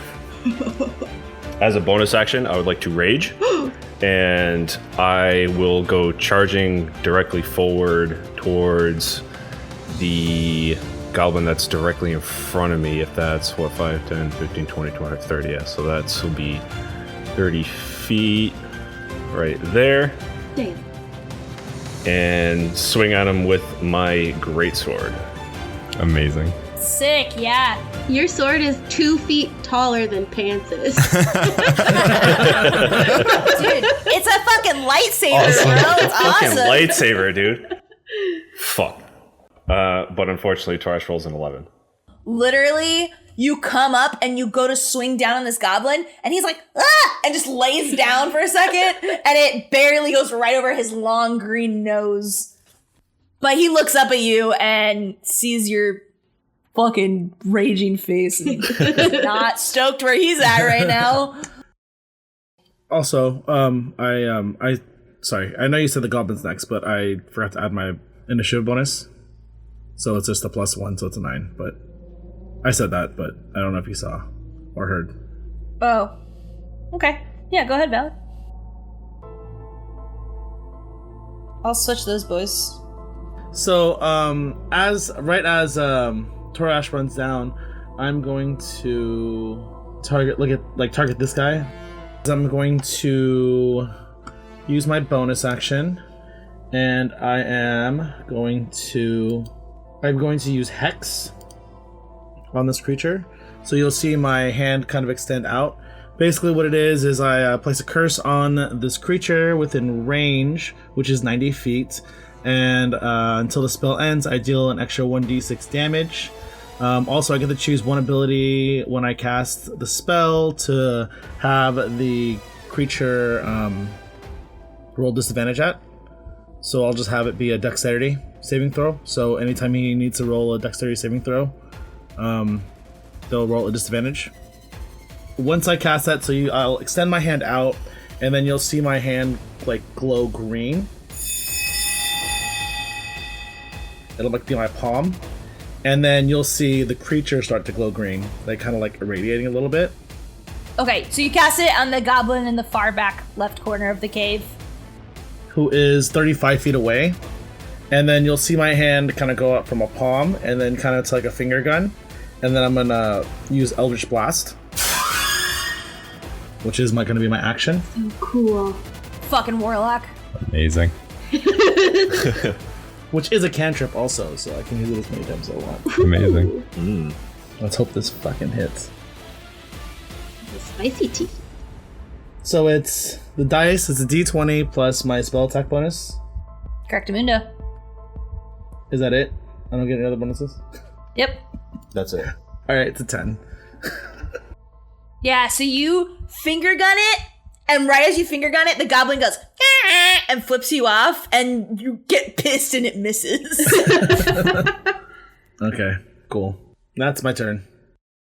This prone goblin underneath Temple uses his action to get up from not being prone, and then he actually uses his bonus action to do nimble escape, which goblins can do, which lets them disengage basically without a repercussion. So he's going to disengage from you right there. And he's going to try to hide. And then the other goblin is like, his yellowing, teethy fangs pull up, and he's like, I've always wanted to try half-elf soup. And he runs towards Grayson with his big scimitar that he can barely hold and tries to slash at Grayson with his scimitar. Does a 15 hit. A 15 does not hit. And he tries to do it and just fucking misses like a dumbass. And then his pants fall down and all of the spaghetti falls out of his fanny pack. like an idiot. Spaghetti fanny pack. Who Fanny pack. puts spaghetti in their fanny pack? An idiot loser. Can I ask a question? Of course you can ask a question.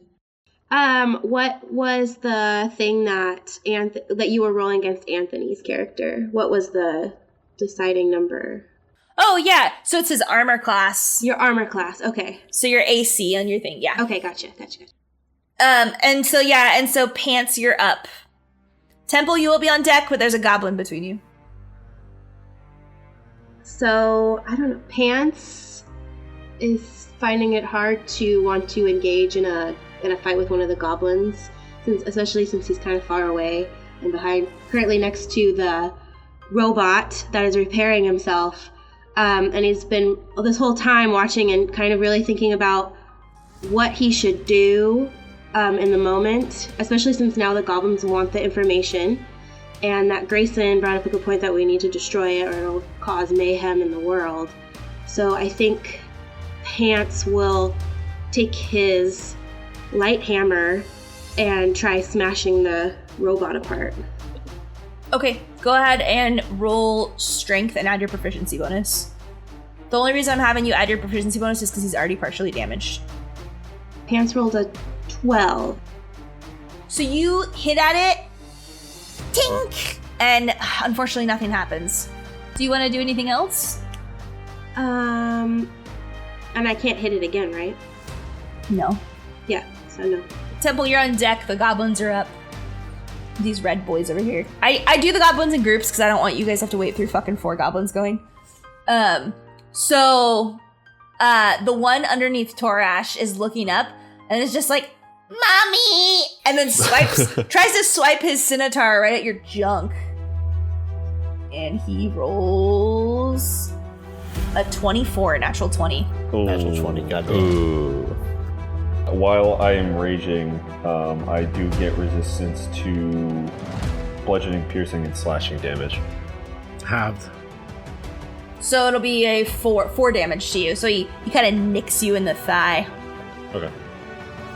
And then he goes, That's cute. oh god! I like the range of your rage voice is so good. It's very good. Okay, so and then this goblin over here looks up at 6. Isn't it dead? I thought it was dead. Oh, that one is dead. I forgot. Never mind. So yeah, and then that's it. 6 like one like, shot wait. a fucking goblin. Yeah. Yeah. So now Temple's up. So you said that they hid? You can still see him. He's attempting to, but you can see him. Okay. Oh yeah, because they used his action to. That's right. Okay. So yeah, Temple just chases him down. And we're just gonna do a 1-2. So he, after seeing the goblin get up from beneath him and kind of squirrel away, Temple sprints after him and with fists raised and wants to do 2 strikes to the back of the neck. Yeah. So you karate chop the back of his neck. Go ahead and roll unarmed strike for me. And then the bonus action. So the Temple rolled a 9 for the main action, 21 for the bonus. And that was the other hand. Yeah, that was the bonus action hit.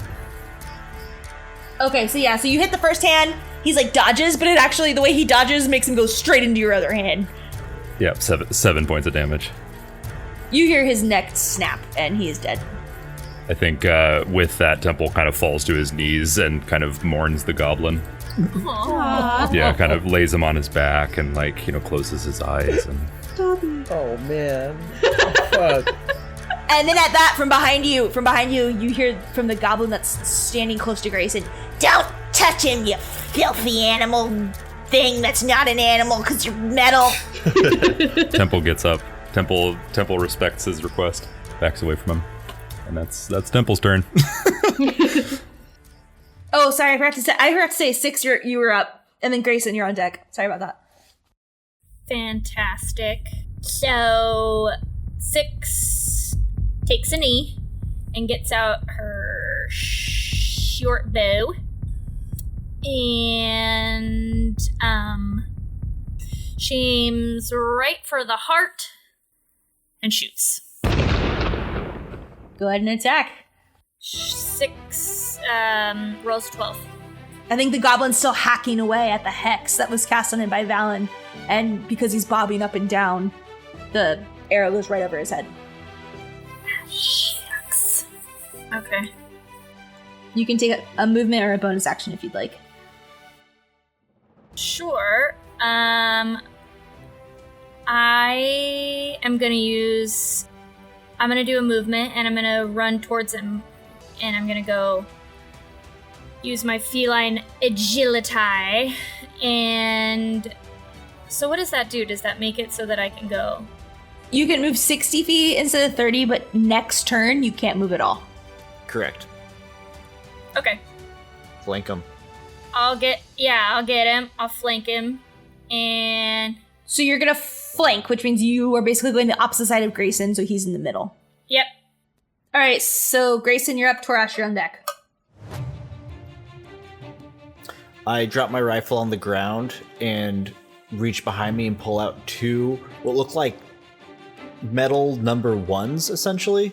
Made out of metal, 1 in each hand, and I hit the activation button on both of them. White hard light comes out of both of them, and I essentially have 2 short sword versions of what Torash has. Sick. So I just kind of throw the rifle to my feet, grab those, ignite them, and say like, all right, motherfucker, and then I swing to attack this thing. Okay, go ahead. 16 on my first attack. Oh, yeah, that hits. 7, I'm also going to use, so 7 points of damage. I'm also going to use Favored Foe, which is a ranger ability. When I hit a creature with an attack roll, you can mark the target as your favorite enemy for 1 minute or until you lose concentration. The first time on each of your turns that you hit the favorite enemy and deal damage to it, including when you mark it, you can increase that damage by 1d4. Okay, so you want to hit it and then do this thing innately and then hit it again. Correct. Okay, so you hit it, it dies. You don't have to do that. Cool. Great. And its head, you chop off its head. It's dead. And then you hear from that other goblin that's by Torash that's pissed now. Technically, I should have rolled with advantage, so I'm just going to roll it again in case I got a natural 20 just to super kill it. I did not get a natural 20, so Worth a try. it's fine. Do you want to do a bonus action or movement? Nah, I'll stay where I am. I'm good. That's my turn. That's Grayson's turn. Okay, so Torash is up with Valen on deck. All right. I'll just swing at him with my great sword again. Okay, so he had just nicked you in the thigh. The blood from your thigh drips onto his face. You may have missed me once, but not twice. And I go and slash down him with my great sword. I did a 14 to hit. As you're speaking, he's freaking out and he kind of rolls and it misses. Fuck! These things have really high AC. God damn. I know, right? It's a 15. It's because of how small they are. Yeah. I wonder. And he spits at you that time. Oh, now we just crossed the line. Are now. you not raging anymore? He is raging. Well, because you have to hit something every turn to continue to rage. Otherwise, you have to burn another rage. I thought it was. I was just looking at it. I thought it was just if I attack something. It doesn't specify that. Yeah, I think it's just attacking. Is it just attack? Okay, cool. It is Valen's turn with a goblin on deck. Cool. So, what you see happen when the goblin that just died, that Grayson just killed, you see the green glow fade, and then it transfers. I transfer it from that goblin to the far off goblin, the one that's in front of Torash. Okay. Right? I am going to attempt to Eldritch Blast that guy too. Okay.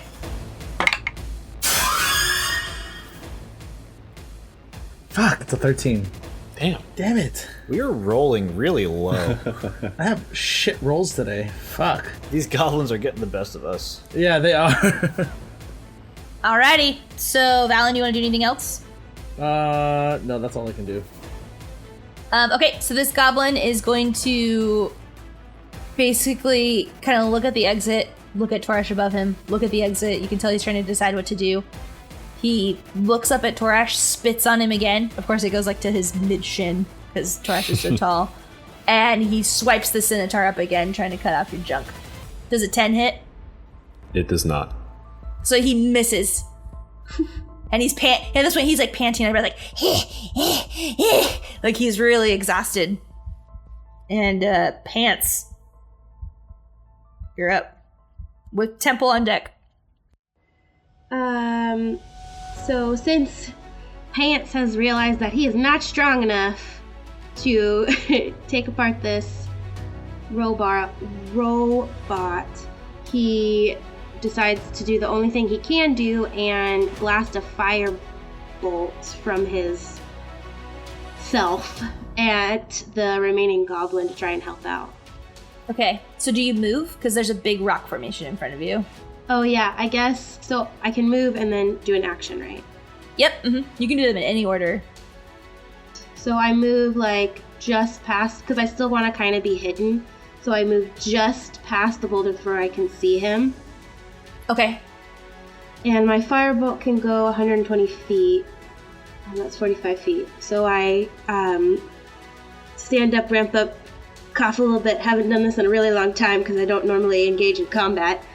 And Pants lets out a firebolt from his mouth. Sweet. So you open your mouth, and what color's the fire? It's just an orange fire, like a normal orange fire. Nice. Okay. Pants rolls a 21. Nice. Fuck yeah. So Pants opens their tiny mouth and like orange fire pours out and just goes underneath Torash's legs and singes this goblin. Go ahead and do damage for me. Ooh, a 6. And you see that this goblin's legs and stomach and chest and arms just turn like a burnt color. And he's like, what the fuck? Like that. And he's just rolling around and looking up at Torash like, ah! So creepy. It's Temple's turn. Yeah, I think the one goblin that reproached Temple for touching the one that he snapped in half. I think now that one's dead, Temple's going to pick up the one that he killed, bring it over to that one, and lay them next to each other, and start doing the kind of funerary rites again. Kind of disengaged from the fight. I think it's probably enough violence for today. Okay. Cool. And then it will be 6, and then Grayson's on deck. So this goblin that I've set on fire is still alive? Yeah. Okay. So just to check, the only one that's still alive is the one that's right in front of Torash, correct? Correctamundo. Yeah. Okay. So Correctamundo 6 grabs the space rifle that she picked up off the ship. She unslings that from her back, and You have about 5 ammo in it. cool. So she takes aim and shoots. Perfect. So we'll go ahead and roll a longbow. I've renamed it to space rifle. I love that. Amazing. 6 rolled an 18. Nice. So you sling this thing off, look at it, it hits it. Go ahead and roll damage. I swear to God, if you kill this thing right in front of me. You do get your sneak attack damage because Torash is right next to him. Oh my God. I'm gonna be pissed. Awesome. Okay, so it's 7. So yeah, you shoot it, and Torash has his light sword. He's lifting it up. He's about to fucking end this. He's pissed. And then Six just and shoots it between the eyes, and it falls dead right in front of Torash. Fucker. So good. Fucking stealing goddamn thunder. Sorry about that, Torash. 6 is the real MVP. She got 2 of them. She got 2 of the 4. She's a sneaky murder cap. Sneaky murder cat for real. Motherfucker, I was in the middle of trying to kill this fucking thing. You just decided to steal it from me. Son of a bitch, I was so excited for this. Well, we're all alive, and I feel like that's the most important part. Grayson turns off his light swords and stores them back on his belt and picks up his rifle and slings that over his shoulder. Pants has scurried back over to the robot. Yeah, Temple stays with the bodies. He's kind of muttering to himself. I'm gonna turn to Pants and then be like, so what do you think? Do you think we should destroy this thing? Please don't destroy me. I am Sam. I can give you information on the first base. When he says that, a little armed receptacle kind of gestures to the base. And as you look at it, it has changed. It is slightly glowing, and it seems there are 8 pieces that would assemble on this base. 8 pieces. So if you remember back to her telling you, she said there's 8 pieces of the cannon, but that the Tabaxi assassins stole one of them. Don't destroy me. I have clues to the 8 pieces. Is there a way we can download the consciousness? I think I already tried doing that. No, you just tried breaking it. Well, before the combat started, I snuck over and tried to plug in and download something, but you said it was repairing itself, or something like that, so I couldn't do that. Oh, yeah. So at this point, it's repaired enough that you could, but what would you guys put it in? Can we store it into Temple's bracelet? Or Temple. Or can we just store it in Temple? Or store it in Temple? Mm-hmm. You couldn't do it in the bracelet, but you probably could store it in Temple if Temple agreed. Okay, I'm gonna look over at Temple and be like, Temple, gotta ask you a question here. Actually, more like a favor. However many holy words you read, however many you speak, what good will they do if you do not act upon them? Aw, he's sad. He needs time to grieve the little goblin boys. Temple, it's no time to be remorseful. Get your metal butt over here. We need your help. I think, yeah, hearing that help is needed, he stands up and walks over. How can I assist? First thing I do is I touch him on the shoulder. I'm like, we did what we had to do. It was us or them. I understand. But we actually want to keep this information from this robot here to ourselves, make sure that no one else kind of stumbles upon it, and it's not like we can really manage to carry this thing everywhere we go. So I was thinking maybe we can try to download it, any files into maybe your database, or if you have some kind of storage that we can use. I can store data, but I cannot store another sentient passenger. Unfortunately, there's only one seat in this particular body. Is that okay, Todd? He can attempt to download information, but he cannot. He's exactly right. He can't have Sam's consciousness in him. Okay, that's fine. So, well, that would, I think that would immensely help us, seeing as this robot is defenseless, and you, essentially have us to help protect that information as well. All right, I'll do it. And then I turn to Pants and like, do you think you'll be able to help him out? Yeah, sure, but from the lack of him letting me borrow any of his body parts, I have really no idea how he can download that, So Temple would intrinsically know that he has 2 wires that can come out of his wrist that he can plug into any other type of AI and read. However, he does have a capacity limit. You think of the Borg, when they assimilate, have those 2 like wires that come out? It's kind of like that. Yeah, I kind of like unhitch my wrist and show Pants the sort of the access port and kind of walk over to the bot with Pants and kind of kneel down next to it so that you can kind of see how that works. So yeah, Temple plugs in, I think, to the similar or adjacent or matching ports on the bot and looks to Pants to kind of coax the transfer. Okay. So Pants walks over with Temple over to the main body of the robot. And it's just going, I am Sam. And it's like trying to do its job.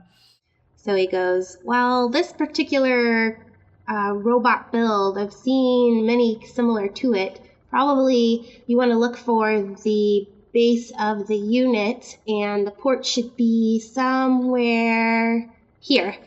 And he points at the 2 ports and watches very inquisitively as how Temple injects the 2 ports from him into the robot. All right. Sam, we are your friends. I'm going to copy some of the information to ensure that your mission is a success. There is a shit ton of information inside. Probably more than Temple's capacity. So would it be possible for... I mean, it almost sounds like a short rest, like having Temple kind of sit with this thing and sift through and figure out the right stuff to copy in. Yeah, I think that Sam's intellect is high enough that he knows what primary information you can get from him. So he can give you about 40% of his total info. Okay. So he does the download into you. I would say it takes about 15 minutes. And then as you get the information, like your orange eyes are kind of like glowing and pulsing as you're getting all this info. And then at the end... the robot Sam just completely goes deactivating and then completely just goes limp, falls to the ground, and is no longer on. Temple detaches the ports and I think lays the bot down similar to the goblins. And then I think let's see. I've stored the information, but I've yet to experience it. I would need a rest to go through the information and relay what I learned to you guys. How close is Grayson to us? I would have joined you guys at this point. I think Temple turns to Grayson, who I think had the concerns about data security.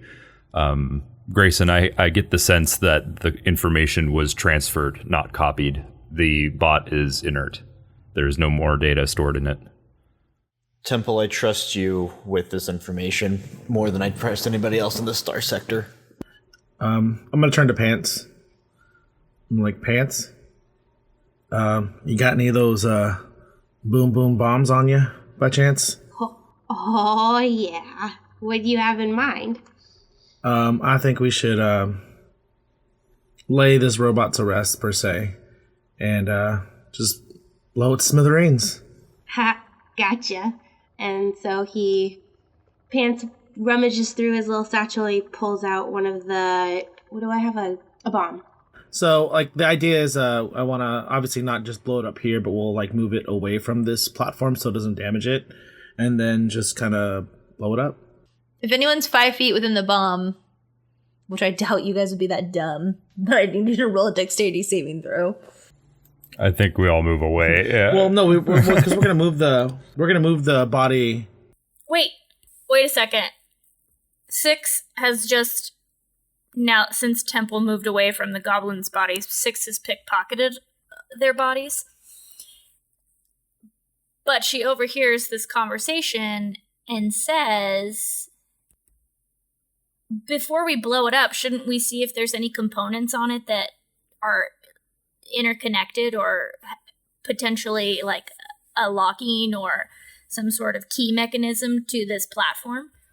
Don't you think his physical structure might be beneficial to it as well before we destroy him? Like he would be one of the 8 pieces? Yeah. That's a valid concern. Why don't you search it, 6? Okay. Hey, God, did I get anything off of those goblins? You did. What'd I get?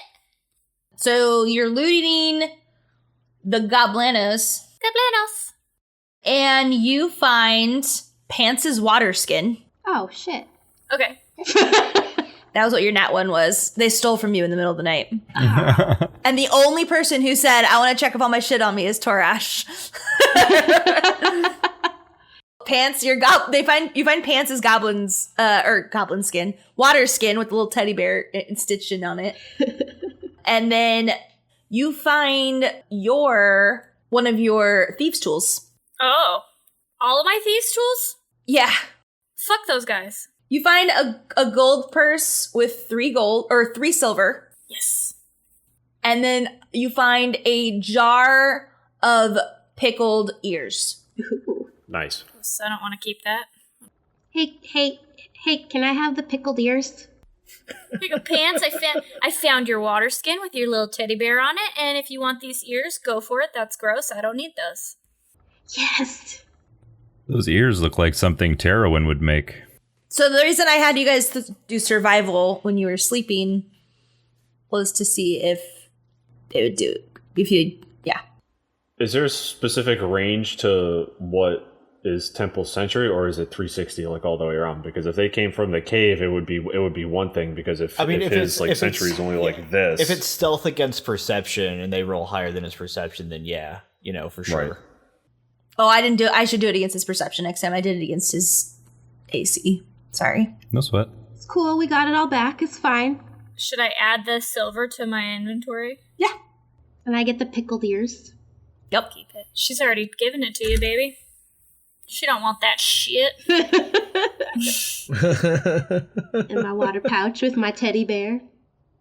Okay, so should I roll investigation on the Robo Boy? Go ahead and roll investigation. 6 rolled a 10. Yeah, it doesn't look like this would fit any parts that you know of. You're not super sure, but it doesn't look like it's the same materials. It doesn't look like there's like a somewhere it would click in per se, but you're definitely not positive. Definitely not positive. That sounds pretty oxymoronic. And all right. I don't see anything here. Fire at will. Blow it up. All right, Pants, let's go. Oh, yeah. Let's make sure this bomb isn't too big so we unalive ourselves in this cave, because I want to get out of here. Hey, Taurus, can you come over and carry this robot to the other end of the cave? Of course. I'm sure it's no problem. Come on. And I go to drag the robot to the other side of the cave. Pants sticks the bomb on the robot and fucking runs for it. Yeah. Okay, so you guys run away, then and some of the little rocks from above you in the cave fall down a little bit, but besides that, nothing happens.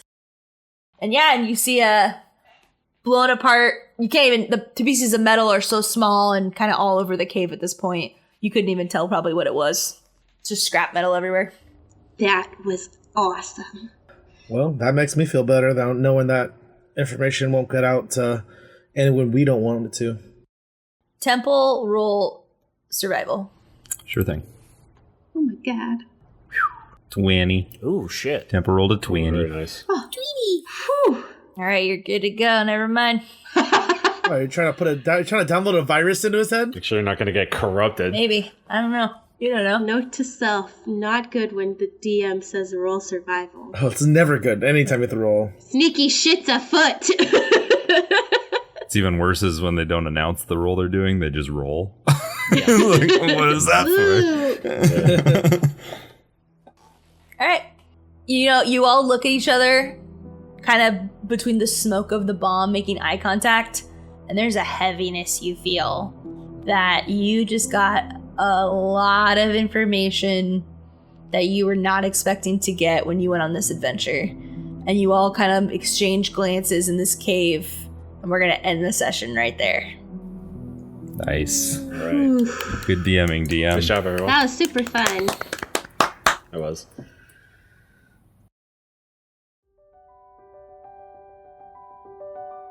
Well, that wraps up our episode 4. The team really learned their purpose on this mission, and they have some big choices to make. Thanks again for listening. Go ahead and check us out on all social media, and if you want to hear the next episode early, so get some behind the scenes with the DM, or even send the team a magical item or create an NPC, check us out on Patreon. The options are limitless. We also have a Dungeon Boiz community Discord where you can meet the cast and all kinds of amazing folks. You can find it through any of our social media links.